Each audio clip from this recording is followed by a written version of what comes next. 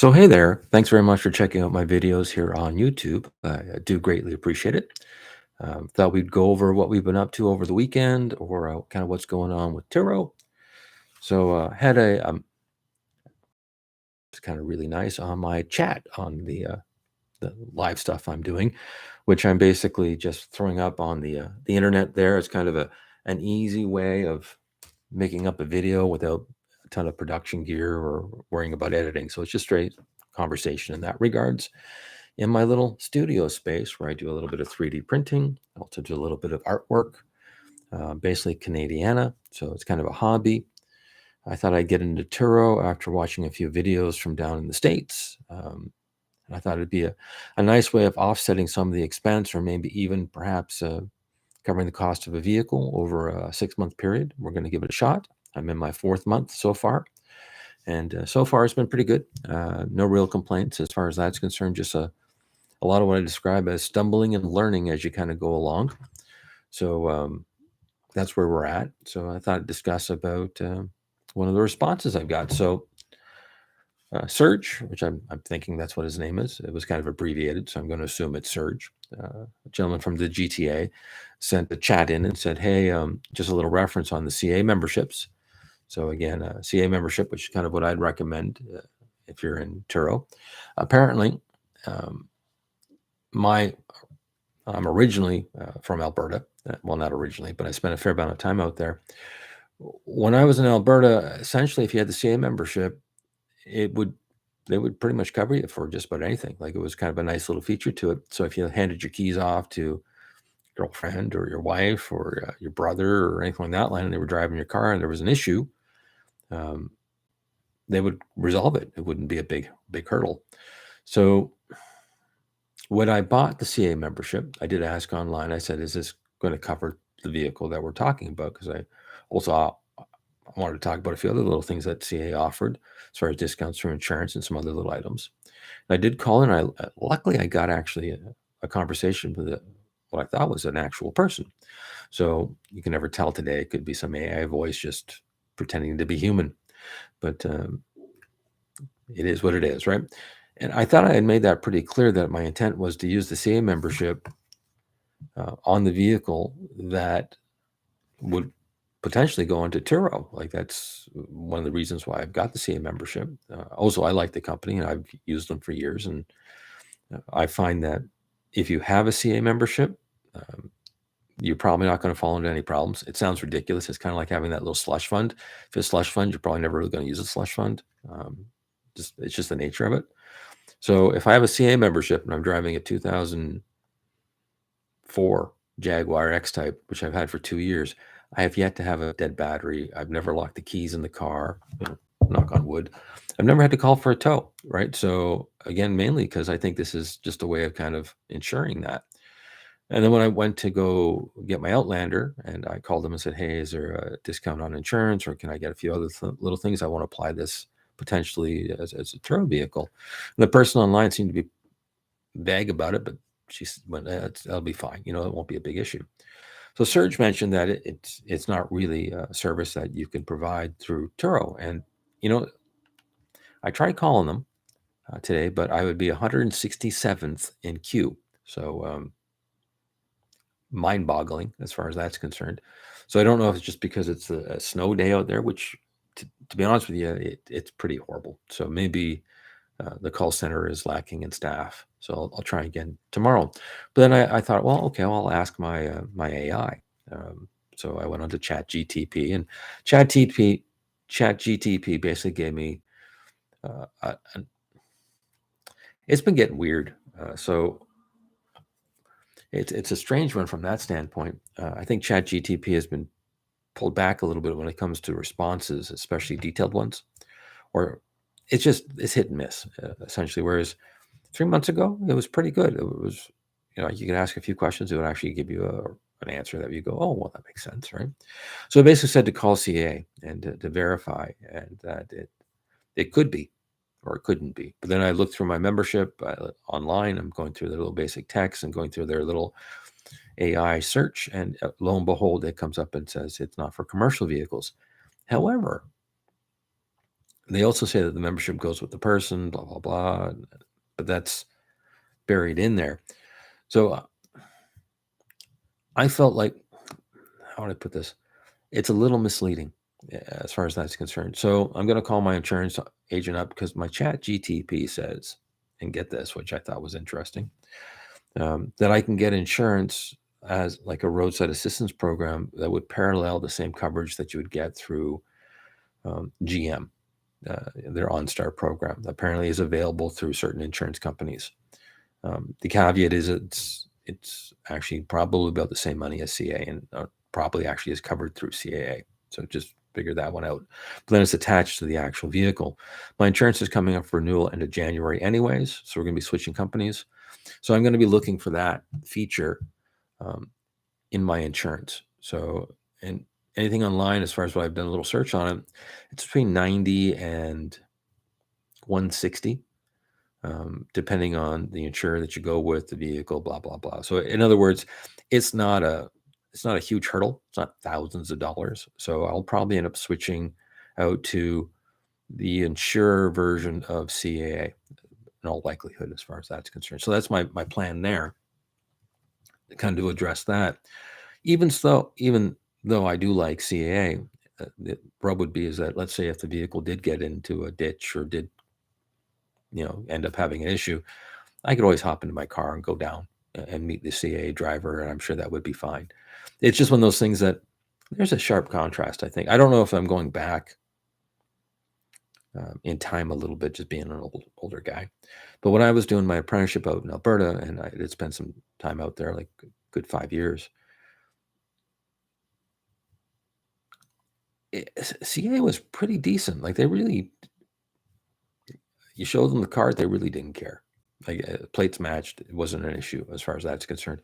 Now I used them for a whole host of stuff. Like it was one of those things where it was a great service. I don't know if CA in Alberta is different than CA in Ontario. I don't know if customer service has changed dramatically. I've never had to use the CA here. I know there's a time line that's usually a bit of an issue, but at the same time, you kind of you get in queue in the middle of a snowstorm. They're going to be busy. You call them a beautiful sunny day in the middle of summer, probably there's a surplus truck kicking around, right? So it's just supply and demand, which I can understand that. So that's kind of got me a little kerfuffled from that standpoint, but it is what it is, right? So it's one of those things we'll just have to work out and go from there. So again, learning curve. Now, Turo offers towing and service as well, but I always like to be able to say, hey, look, there's a secondary service, because again, I've tried to use Turo occasionally using their 1-800 number to get in and get some information. And just luck of the draw, sometimes they're there and sometimes they're not, and sometimes you're in queue forever, and sometimes a vehicle or a tow may not be available, or a simple service may not be available. Where it's nice to be able to say, hey, there's a secondary number. If you're jammed up, CA's it's a known commodity, right? So you kind of go, if it's just a lockout with a key, or if it's something really minor, CA is probably the better option, just based on volume. So again, it's one of those things that I look at as kind of, it's better to have it in place than not to. And as soon as the insurance comes up for renewal and I can negotiate or set up the next account, I will probably end up going that route and putting in the equivalent to OnStar, which is just one of those things where I've only got one vehicle, so really the expense is pretty minimal. And I'm not looking at it from, do I need to derive every ounce or dime out of profit on that? I do, because it's not a huge profit maker. But at the same time, if I can take something and say, okay, if I pay that yearly, and then I just budget it in and say, okay, that's an expense, and then I don't have to worry about an issue with a client, which it makes life easier for me. It makes life easier potentially for them, as far as that's concerned. So that's kind of the thought from that standpoint. So we're going to go from there when we sit down with the insurance broker. And we are in January, so it's going to be the end of January. We'll have a discussion. We'll go from there. Took off my Chevy Cruze off Turo. So again, through the month of December, didn't get a rental on it. The rates on it seem to be really low. But again, December and January rates, if you're doing the automated pricing, are low to begin with. But the fact that I didn't get any inquiries, whereas I did get inquiries on my Outlander, even though it did get booked and it got canceled, and it's just the nature of things, right? So, but at least there was action. It makes me kind of justify the fact that it's out there. So it's out right now. It picked up a 10-day rental, which is great. It'll probably pick up another 10-day. There's been someone kind of pinging me back and forth on it. So it'll probably land. I'll probably get a day to clean it and kind of gas it up and go over any issues or concerns with it. Right. So far the Outlander has been, it's not a cash cow. Like, I'm not saying it's making tons of money, but it seems to be getting some action. So the Cruze has been up for sale, and on the weekend it sold. So regretfully right now, actually, because last night was a pretty good snowstorm, getting cold out there, and the Cruze has the remote start, whereas the car that I'm currently driving doesn't have a remote start. So one of those things I'm going, probably should have waited to spring, right? Because I don't think what I sold it for, I could have probably sold it for the same money in spring. I could have probably driven the car for another 3 months and been at the exact same number as far as what I would sell it at. So I probably should have, in retrospect, just said, okay, I'll ride out the insurance bump and just see how much further it would go. But it didn't go that route, so I decided I got an offer that made sense, and it's one of those things where I looked at it and went, okay, well, it covered the initial purchase price, it covered the taxes, it covered the repairs I did on the car, recovered some of the time. Little bit light on the safety, so the car did I would describe. I think I'm out by $100, if that. So in other words, it was a break-even number or a little under. So I'm happy with that. So it was a good experiment. So it gave me an opportunity to go through the new safety process in Ontario. It gave me an opportunity to again review insurance. Gave me an opportunity to kind of get my fingers dirty and kind of work on a car for a little while, which is something I enjoy doing on a weekend. So it was nice on that. Some learning curves on it as well. So did an intake, which is the whole system. Did a oil change, basic maintenance stuff. Did brakes. Basically, I made the car very nice. Had the bumper lower bottom painted because it had scraped a couple of curbs, and the gentleman beforehand had nicked a raccoon and left a little mark and a little crack. So all that was tidied up. So it was nice just to go through the process and say, okay, can I do a reconditioning or get something ready within 2 or 3 weeks? The only thing that held me up was getting parts. If everything was readily available, I probably could have had the car ready in 2 weekends. But because I had to wait for a week or two to get the intake, I had to wait a little while for the paint, had to wait a little while for a few other little things. It was one of those things where timing-wise, it was just an issue with shipping and finding the parts. So I was happy with that. So no real concerns from there. So delivered it off on Saturday. No, it was Saturday. Yeah, it was Saturday. I delivered it off on Saturday. No, he came out on Saturday, drove it. We agreed to it. I ran it to the dealership, and then had to. In Ontario, it's not a. If you're in the UK, you do an inspection, and then the inspection is good for like 2 years or a year, right? That's the way I understand it. In the US, is state to state, so it's a little different. In Ontario, what happens is you get 30 days after your safety to do an ownership or transfer, right? If it passes that 30 days, you have to go back and do the safety again. So essentially, you've got to pay that $250 for a car that just passed safety 2 or 3 months ago, right? It's just nature of it, right? Has to go back to the original technician as well. So that's a bit of a hassle, especially on December when techs are not busy. The tire season's over and they all kind of go on holidays, or they're out ice fishing or doing what technicians do, right? So logistics, it was kind of a bit of a oh dear moment, right? So, but dropped it off. They were open the Monday, which is great. Then they were closed the Tuesday because of the holiday. But the technician was in, and he basically just popped the tires off, ran through it real quick. In the car, of course, because it had new brakes, new shoes, new parking brake cable. Everything worked on the car properly. There wasn't really any issues with it. So it was just basically a rubber stamp, done, right? So that was nice and straightforward, which was good. Funny part was sold the car. The guy didn't have all the cash on hand. Again, it could have gone sideways pretty quick, but you're dealing locally with folks. Sometimes you can kind of size someone up and go, okay, well, maybe they're worth the gamble. And he seemed to be pretty honest and legitimate. And I said, well, okay, well, as far as daughter, and the daughter needs to get to school, and she's putting in her own name, and life, just the nature of it. So he followed up a day afterwards to pay the remainder, which was fine. He's just looking at time to put, I guess, on a credit card or debit, or basically you can only take so much out in a day. So I said, okay, well, that kind of makes sense. And if I were a retailer, I wanted to pay out 3% to have the ability to take a credit card.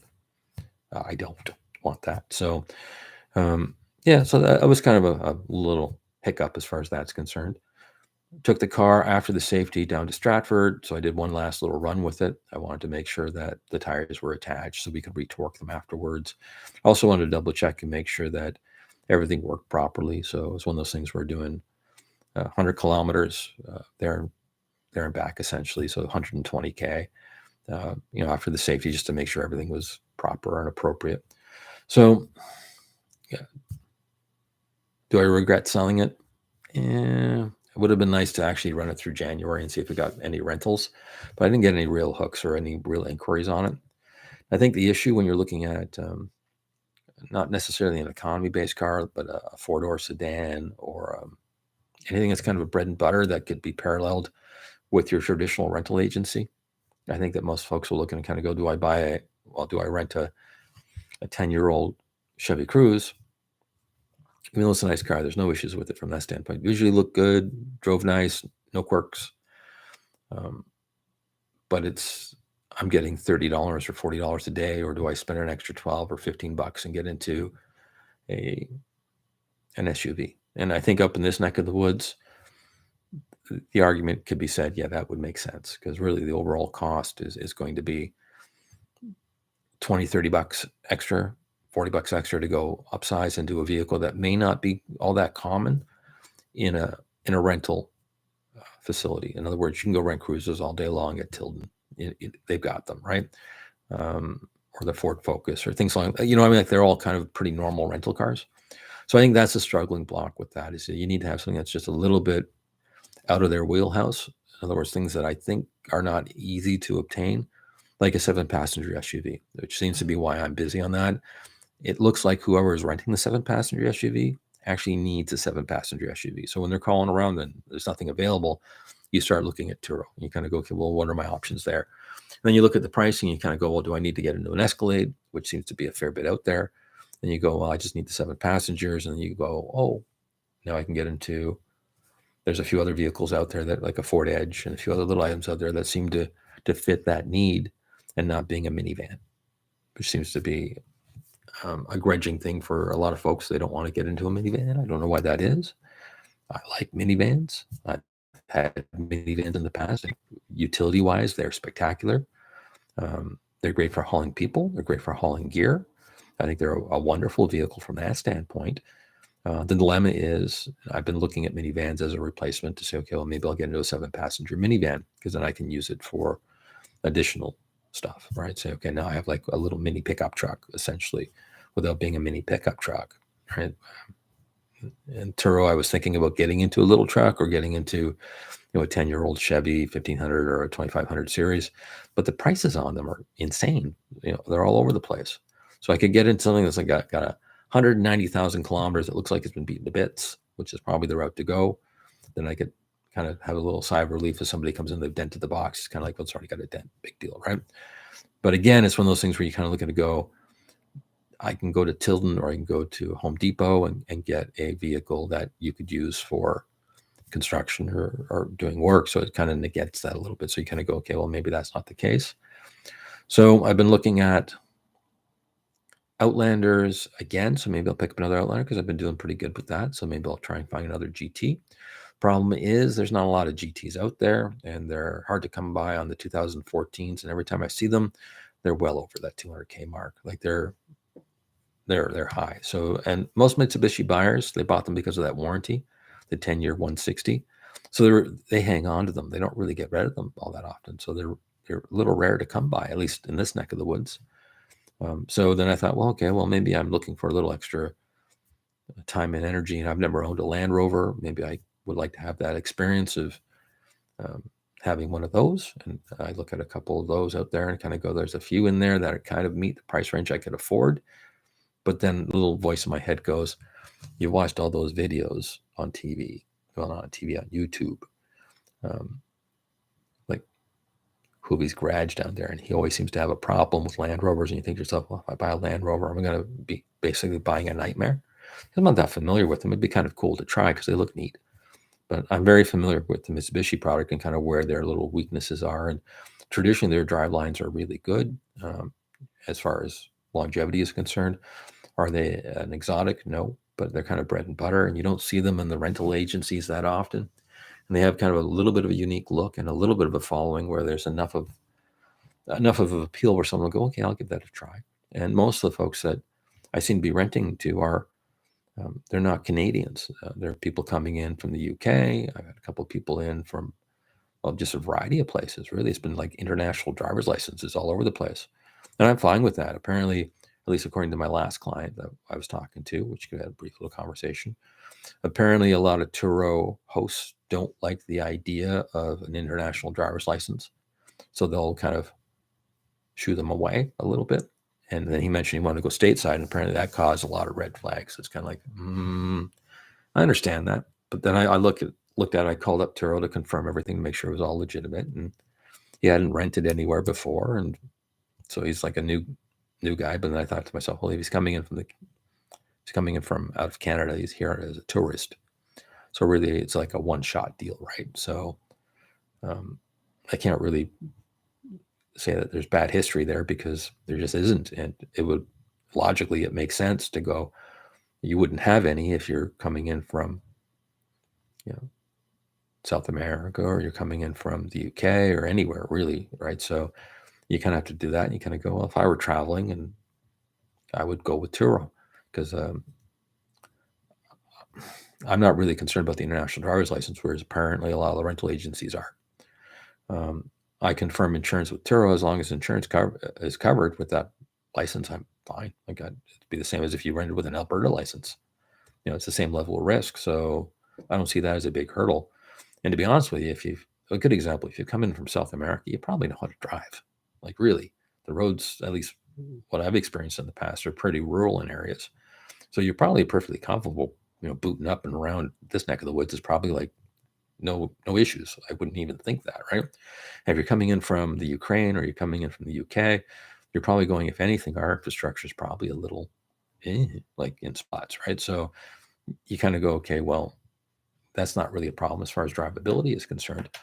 So it went off with a guarantee that it's insured and coverage, and I've got the little GPS system there to monitor it. And to be honest with you, the first week I kind of followed it. It was kind of, this is pretty cool.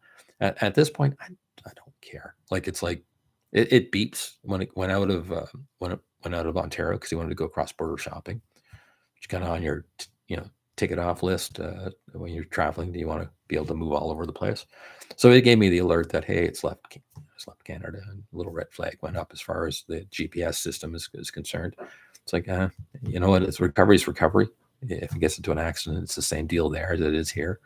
So I was kind of a little leery on that to begin with, but then I started doing a little bit of research online. It's kind of like, oh, it's not really that big of an issue, right? So again, it's just that crossing the border is a bit of a pain in the butt because it seems to be a cash grab, as far as when it comes to towing something back over, or when it comes to moving things around, or it's just one of those little nightmare moments where you kind of go, you don't really have the control, but would you have the control in Ottawa? Like if it moved all the way out to that neck of the woods. So it is what it is, right? So not a concern from there.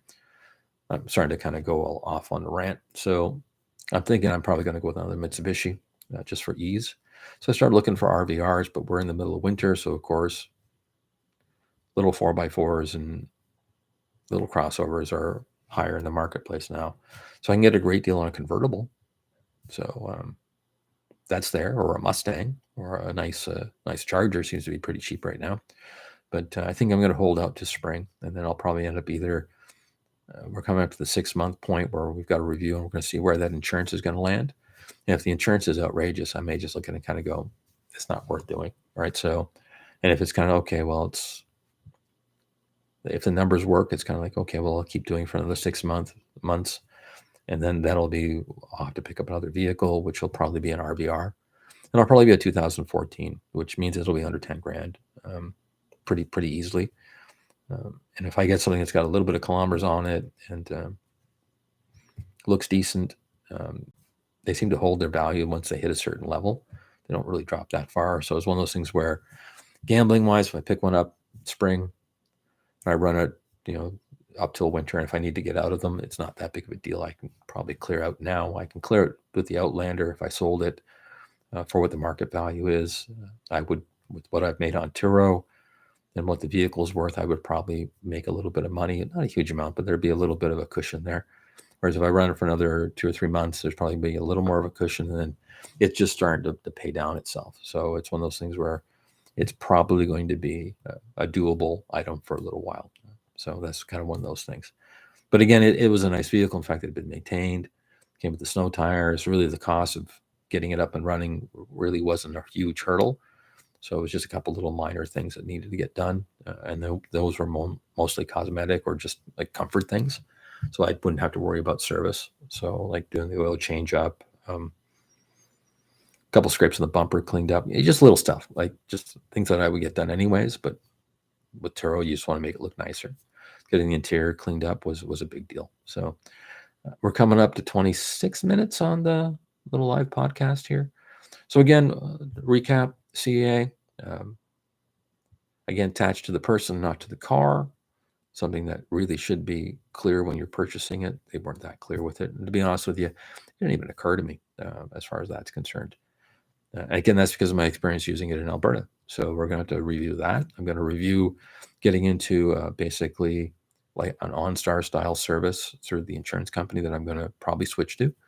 It's probably around the same cost as far as that's concerned. At least it's kind of blended into an insurance policy. And I kind of go, okay, well, that's a judgment call from that standpoint as far as where it goes to.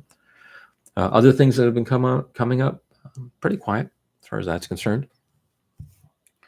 Selling the Cruze was kind of took a lot of time from that standpoint. Going back into work, we're just kind of coming out of that shutdown. So we're getting into regular hours again, which is going to be January. So that'll be one of those things where now I've got my 40 hours a week or 50 hours a week kind of set aside. That's work. And then we'll see how that works from that standpoint. So that's where I'm at right now. So we're going to go on the hunt for cars, and we'll probably do either a live item. I'm trying to set up some software we can actually have a screen off to the side. Maybe what we'll do is we'll do a little virtual shopping and kind of click on cars and go, okay, well, is that a good deal or isn't? And we'll probably talk about things as far as known recalls or campaigns or things that I've experienced, at a service desk, and go, okay, well, why wouldn't I buy a car from Hamilton? There's a reason. We'll probably talk about that. Regions do matter as far as where you're picking vehicles up, at least what I've experienced in the past. So we'll probably go from there. And again, I've just started doing some audio editing. So we might actually see a couple podcasts coming out related to Turo. So that's kind of why I've been doing these live things, is to kind of get an idea. Like, they're not scripted. It's just kind of off the cuff conversations. I make a little list of stuff to kind of hit as far as that's concerned, but I don't really script anything. So I'd like to do podcasts, again, with Turo content to talk about the rentals and kind of a little side hustle and go from there. That was kind of the intent here, is to kind of take all of this that I've got and kind of roll that idea into 10 episodes or 12 episodes of a nice little podcast, because I think more people are more apt to listen to Turo content. At least I am, because I'll play it when I'm at work or I'm in the car, Bluetooth, you're ready to go, that type of thing. Whereas when we're on the YouTube, unless I provide something spectacular like fireworks in the background and stuff like that, or we're out in the car, or we're driving about, we're doing something, that's a little more visual. I think that's lends itself to YouTube. And I think that's limiting. I think that when you do the podcast stuff, at least for this content, I think it's a little better because it's not really a visual thing. It's not where I have to say, okay, here's the picture of the contract. It doesn't really work that way. So I think it's going to lend itself nicely to about 12 podcasts. And I'm going to try and get that rolling in January. And I did do a podcast before, so I've got some experience from that end. But this next round, I'd like to do a little more of a finished quality to it. So it means doing an intro and actually doing some scripts up and making it presentable as far as that's concerned. Probably upgrading the mic a little bit, or at least doing a booth of some sort. So again, it's just in the plans. So it's one of those things kind of blowing in the wind. Coming up soon will be a podcast. So again, if you're interested in that, I might actually do a couple little live shots or a couple little studio things of how I'm doing the podcast, and go through the podcast process and kind of say, okay, this is where we're putting the podcast. This is how the ad placements work, and do I get a sponsor? I don't think I do right out of the gate. But again, that's something that maybe down the road I can take the 12 and go, okay, well, now I've got, this is my client base, or this is the folks that listen to this particular podcast over the 6 months. And now I can pitch it and say, okay, well, maybe I can get an auto parts supplier or an insurance company, or maybe, and who knows? It's one of those things where you don't know what kind of goes until you get like that fit. You kind of go, oh, well, that makes sense. So that's the intent from that standpoint. So that's my little recap. So again, Cruze is sold. We'll probably talk a little bit about the safety process on another video. I'll probably do a little review from that standpoint.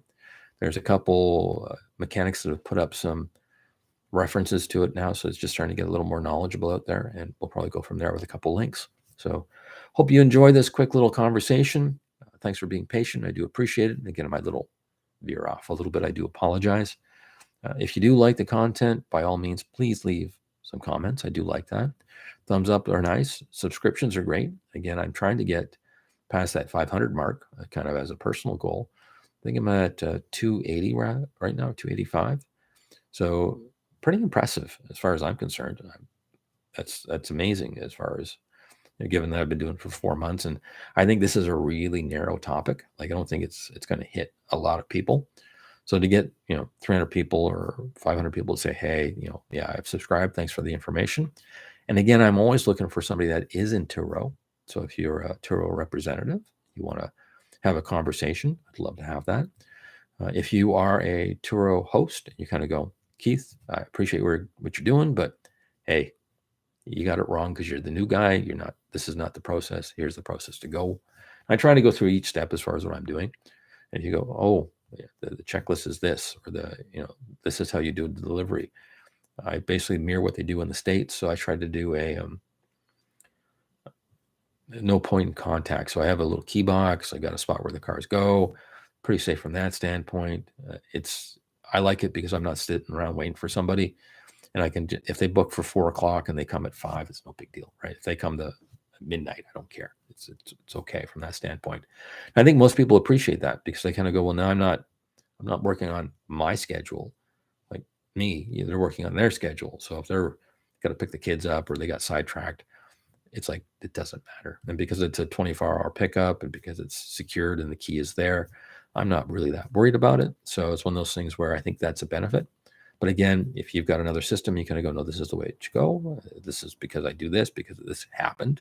I'd appreciate that. So again, thanks for going over the videos. I try to keep these about 30, 35 minutes. As far as that's concerned, we're at 33. We'll talk to you later. Have a pleasant and enjoyable day. See ya. And we're going to end.